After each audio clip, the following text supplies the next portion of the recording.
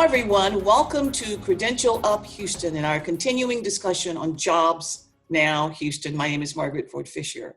Today, we will focus on how public schools are helping to strengthen the workforce pipeline of leaders. We know that public schools provide students with a variety of leadership opportunities through clubs and programs to hone their leadership skills. And there are companies that are hiring high school students as well. So today we will discuss one of the leadership organizations that is said to be the largest and the oldest in the world, with 250,000 high school, middle school, college, and university students. Joining us in our discussion on the leadership talent pipeline are Ms. Deanne Matlock, Texas State Advisor of the Texas Future Business Leaders of America, Ms. Tabina Sasan, Student Vice President of Area 5, and Ms. Lynn, Nie, Student Reporter and Historian. Thank you all so very much for joining us. Delighted to have you. So, Ms. Matlock, I think we met last year at your state leadership conference, and one of the things that impressed me was that there were so many students there. And so when I was contacted by one of my good friends and colleagues who told me about the conference, I decided I want to have an exhibit table there. And it was there that I met you, and I was able to go in some of the sections, and I was truly, truly impressed by them. And at that time, I said, I would really like for us to have a conversation about what you do. So I'm delighted you're here, and I'd like to ask you to tell us about the Fbla and your role as state advisor. Future Business Leaders of America is, like you've said, the largest student organization in the world. We tend to gear towards students who are going to into the business field, but that's not 100% true. We have students who are interested in health science and other careers as well. Our goal, or the Fbla mission statement, is to inspire and prepare students to become community-minded business leaders in a global society through relevant career preparation and leadership experiences. So we provide those leadership experiences in several ways in Texas. In the fall, our area vice presidents, so Tabina will be doing this, will be hosting an area workshop for the schools within each of our 6 areas. And then we have in the January, usually we have our area conferences where students compete for the first time. And then depending on the district, some districts require that they qualify to go to state and some don't. So then our state conference is in March. And that's where they get to come together and compete at the state level to qualify for nationals. And this year our state conference is in Galveston. So we're excited about going to Galveston and being close to the beach. And then our national conference is in Anaheim, California this year. How exciting. And so the students get an opportunity to experience that as well. And they were able to network. And all of those students they were so professionally well-dressed. And that was the way they conducted themselves was very impressive to me as well. So I'd like to once again congratulate the students, Ms. Sasan and Ms. Nie, on your roles in leadership, and ask you, how did you find out about Fbla? How did you become involved? I found out about it from one of my friends who was a freshman at a different school. She told me about it. And so because of that familiarity, I really wanted to join. And I wasn't really decided on what I wanted to do when I grow up, and I still am not.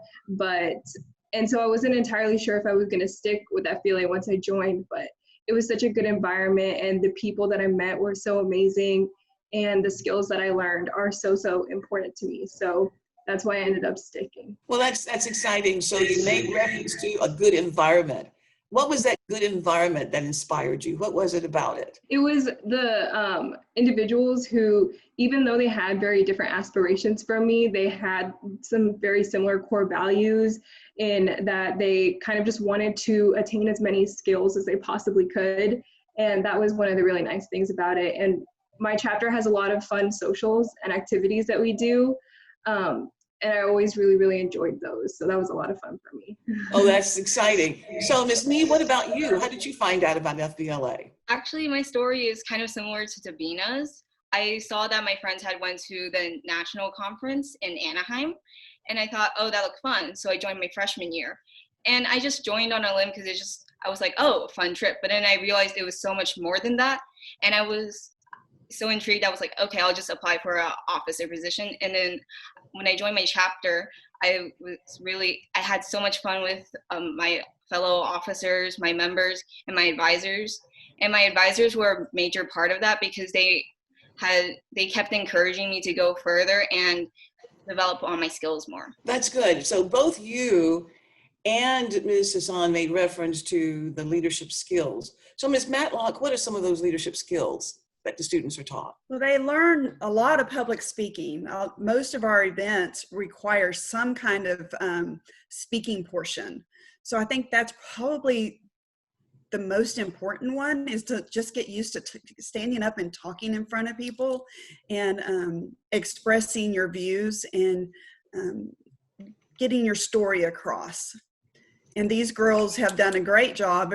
As state officers, of course, they have to campaign and they have to stand in front of people. But we also teach how to support your leaders, because not everybody can be in those leadership roles. You have to be willing to support your leaders as well. So those underneath get to learn how to support and to work also for your leaders. Well, that's really very, very important. And one of the things that's key as well is for the students who complete their studies at the high school level, that they go on to a university or college, and that they might also get a job and work.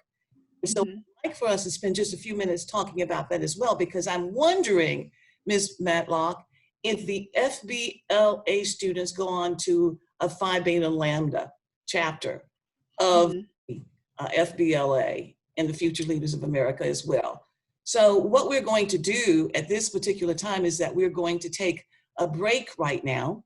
And when we return, we will talk about how emerging leaders will help to shape the culture and the future of the workforce. That's critically important. And we know that our students can apply on that because they're getting that experience to share that knowledge with all of us. So please stay with us.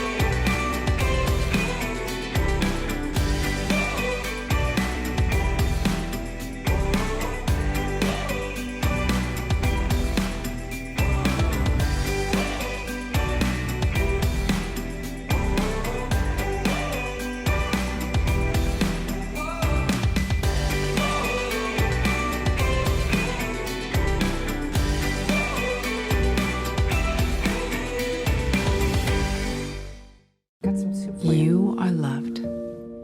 You are valued. You are resilient.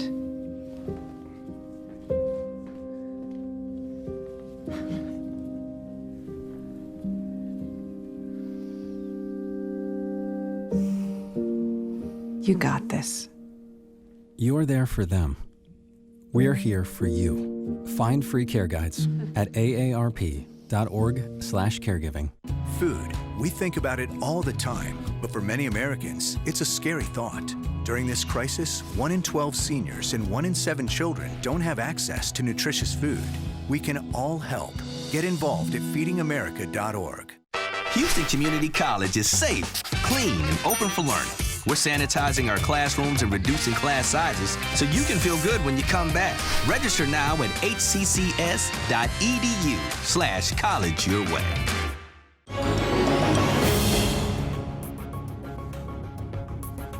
Welcome back to Credential Up Houston with our continuing focus on Jobs Now Houston. Thank you very much for staying with us.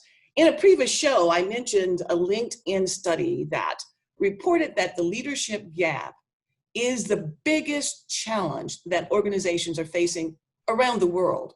Well, we will explore how this challenge is being addressed by organizations such as Fbla. So continuing in our discussion are Ms. Matlock, the Texas State Advisor for the Texas Future Business Leaders of America, Ms. Tabina Sasan, Student Vice President of Fbla Area 5, and Ms. Lynn, Student Reporter and Historian. Thank you all so very much for the investment that you're making to the future of the workforce. So as we look at these emerging leaders, I'd like for you to talk about that just a moment, Ms. Matlock. Our goal is to build those leadership and to build leaders in our students and to give them an opportunity to grasp the reins and lead. Our advisors are called advisors and not sponsors. And because our goal is to advise our students and not tell them what to do. So most of our work chapters actually have student leadership. The advisor does the paperwork, they approve dates and that kind of stuff, but everything else is done at that student level. So they're building their committees, they're working together, they're going through the arguments that you have when you're trying to, or disagreements when you're trying to come up with ideas, and they're sorting through that together to come up with a plan. And so then they put their plan together, and as advisors, we advise them where their plan is good, where maybe they need to tweak. But our goal as advisors is not to take over the chapter. It is a student-run organization. That's excellent. So when we talk about the leadership challenge, I'm curious to hear from Ms. Nie and Ms. Hassan as well, as you look at your experiences in working with your peers and also looking at the environment of the workforce currently. What do you see as being some of the major challenges that are referred to?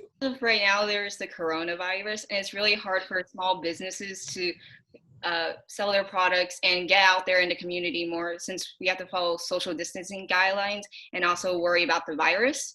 So an issue and challenge that my chapter had to face this year was getting sponsorships. And usually with sponsorships, us, the officers, go to local businesses usually to try to get some sort of fundraising while also promoting them, because we want to help support our local communities, but also be able to fundraise for our chapter. And it's quite difficult because they're already on a strain for money because it's difficult for business right now. But I think as long as we are able to find some sort of middle ground and just help one another, we can both benefit from that. Very good point. Ms. Hassan, what are your thoughts? As Lynn mentioned, the coronavirus is a really big problem. And I think that one of the things that has come as a result of that is the need to maximize the use of technology. And I feel like this current generation is very, very good at, in terms of its use of technology. Even just for our state meetings, we usually have to use a sort of online platform for it. So I think we are very good in terms of being able to adapt to this situation. So it's really very helpful, isn't it? Yeah. To understand the new digital world that we're operating in, not only nationally, but internationally as well. Now, both of you are enrolled in Houston area schools. And I presume that you're taking dual credit as well, is that right? No, You're not? No. What about you, Ms. Nie? Are you taking dual credit courses? No. You're not? Okay, well, you do know the opportunities that are available to you to enroll in dual credit courses and then advance through your credit much more quickly so that you can complete your credentials and go on to a senior level institution. So maybe that's something that you want to talk to your area school principal about when you return in the fall, because you can really optimize your time towards the degree. But you know, Ms. Matlock made reference to something that I think is really critically important, and that makes reference to the teamwork that Fbla really stresses. And so teamwork is very important as well, and you're learning that, leadership development, and you're participating in the academic competition. All of those are really key. How successful have you found it to be with the networking opportunities? The networking opportunities, I find it a lot easier just because we meet people from all over the state. So, and we all share a very, very similar goal. So being able to meet all of these people from all over Texas instead of just in our area has really helped us. And then being able to stay in contact with them through social media and technology is vital. Of course, that's vital. And what is so key as well is that you build that network that in the future you can then call upon, because you will be a CEO of a company and others will be coming to you, or you will be seeking a higher level position and you will be calling upon those who have that similar type of experience and will support you. So, Ms. Matlock, as we look at our students who are now going into their senior year in high school, and they are officers already, as we look at that pathway, what percentage of the students transfer to a Phi Beta Lambda chapter at the colleges or universities? Is that a key for them? I think if the college or university has a PBL, those students will join that. However, what we're finding is that for some reason, PBL is not huge in the colleges. You find it more in the junior colleges, and a few of our college, four-year colleges actually have PBL. I did look at our membership numbers for PBL, and we have about 220 members across the state in PBL compared to the rest of the nation. That's higher than the majority of states. But PBL overall nationwide, unfortunately, is not huge. A lot of times it takes finding that FBLA member to go to a college, and then they have to find that advisor just like they do in high school. And I think finding advisors is difficult, whether you're in high school or college, because people just don't want to take on that extra burden, I guess. So I think that's where we're having problems at the college level, is finding those teachers and professors who are willing to take on that extra duty. So with that information, I think that's great advice for colleges to consider establishing the PBL chapters. You know, a lot of students go to universities because they want to become a part of a fraternity or a sorority. And while this has Greek letters and it's neither a fraternity or a sorority, nevertheless, it creates that bond among students that is critically important. Well, I tell you, great discussion. We will take another break, and when we return, we will discuss how technology will continue to influence leadership and training. Then we will close out our program with contact information and recommendations, so please stay with us.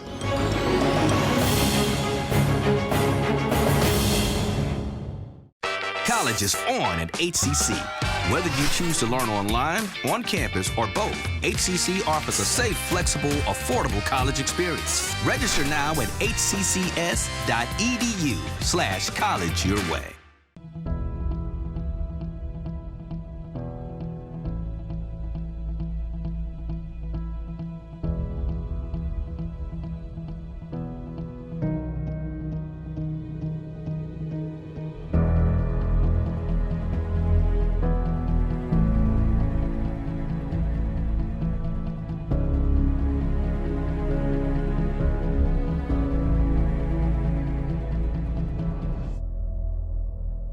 The census, when counting everyone in your home, helps support your neighborhood for the next 10 years. Let's go home and count Papi! Make your family count!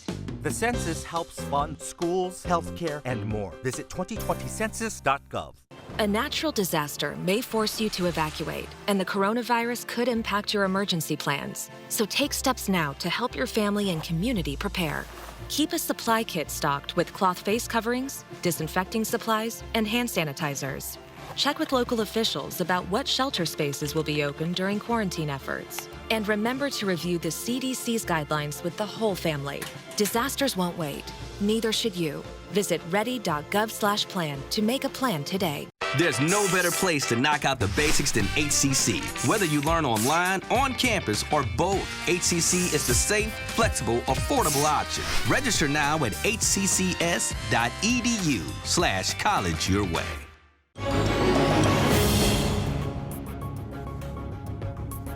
Welcome back to Credential Up Houston and our continuing discussion on Jobs Now Houston.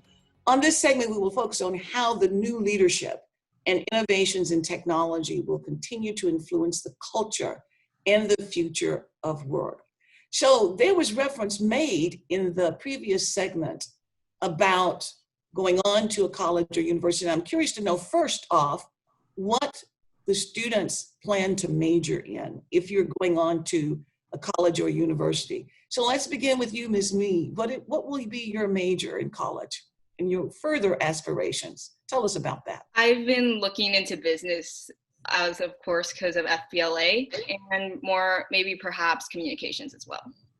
Wonderful. Ms. Nee and Ms. Hassan. I'm also looking into business or journalism, kind of between the two. Great. And the skill sets that you're learning are, of course, portable, as I understand it, across all jobs. When you learn teamwork and you learn how to lead and you understand how to work with personnel and with people, all of those are critically important.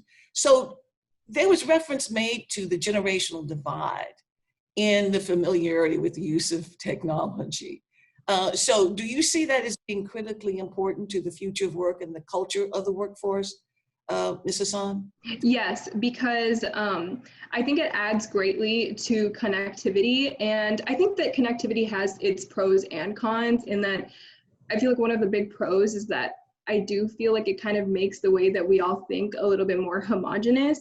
But as a pro, it keeps us all more connected, and it helps us adapt more easily to situations like this with people who we would need to see every day. We would just have to meet through an online network, and we're just very more adaptable to that sort of circumstance. Yes, and in the Future of Work published in December, it was indicated that more companies will incorporate a digital workforce that utilizes artificial intelligence, robots, and augmented reality. So how do you think this is going to influence career choices of your peers and those who are preparing for leadership, Ms. Nee? As technology becomes more prevalent, we all, of course, are scared of what's to come, but it's also exciting because it leads to more opportunities.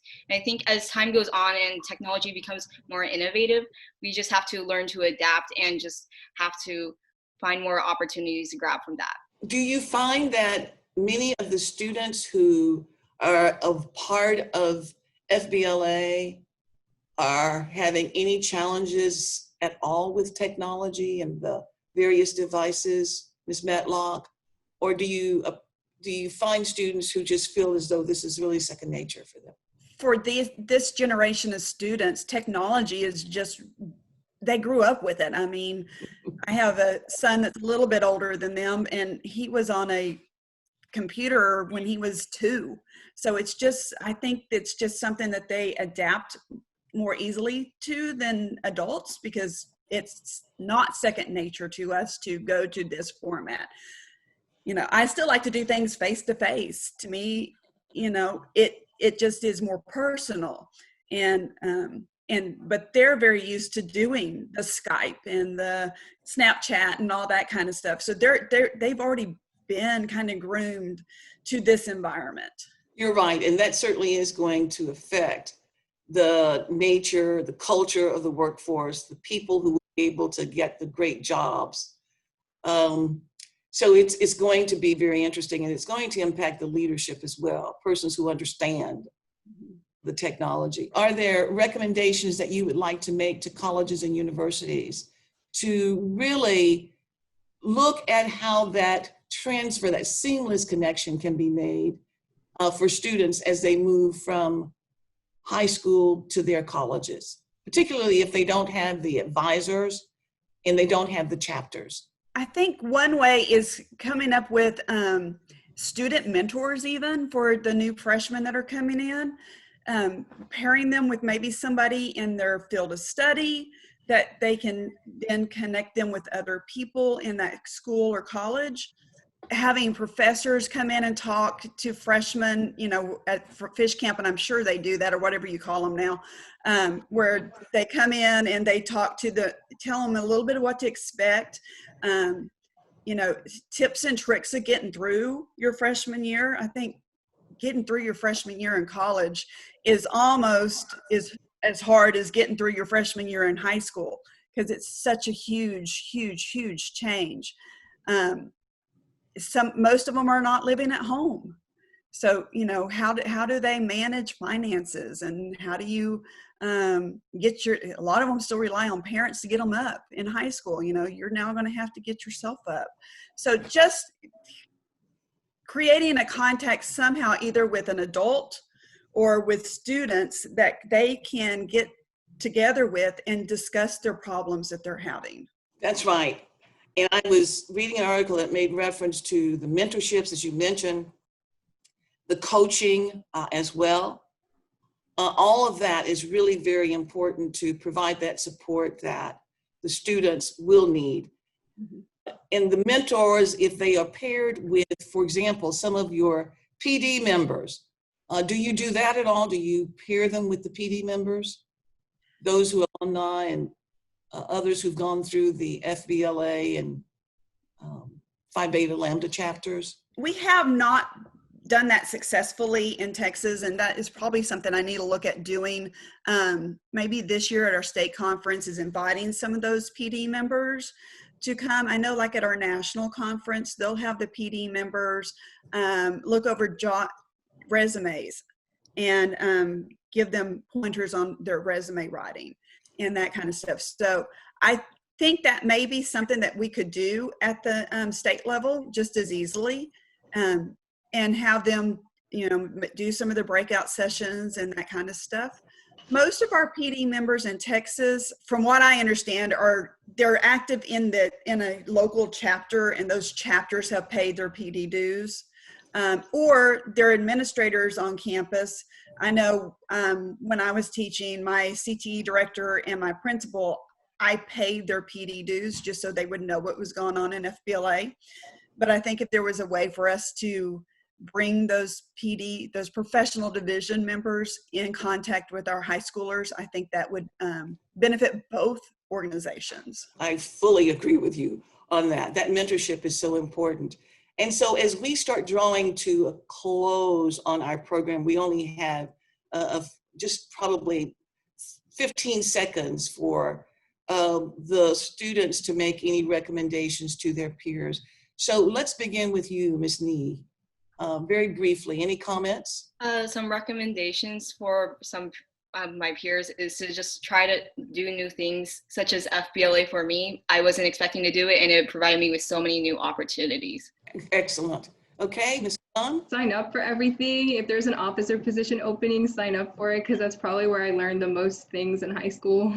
Okay, and we have the information on you also, Ms. Matlock. And so any final comment in about 5 seconds? If you have a chance to join an organization on campus, join an organization.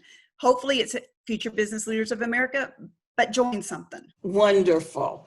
Well, I would like to thank you, Ms. Matlock, for the excellent statewide leadership. I thank you also to Ms. Suzanne and to Ms. Nie, who are exceptional and are proving to be great leaders even as we speak. So we also thank you, our viewers, for watching. Be reminded that there are in-demand jobs available in Houston, and many are available for high school students as well. There are multiple website listings that are available in Houston. So for more information about in-demand jobs and training opportunities, go to the Jobs Now Houston website at jobsnowhouston.org for more information. Again, I'd like to thank you all so very, very much, and to our viewers, I say please remember to Credential Up Houston. So we'll see you again next time.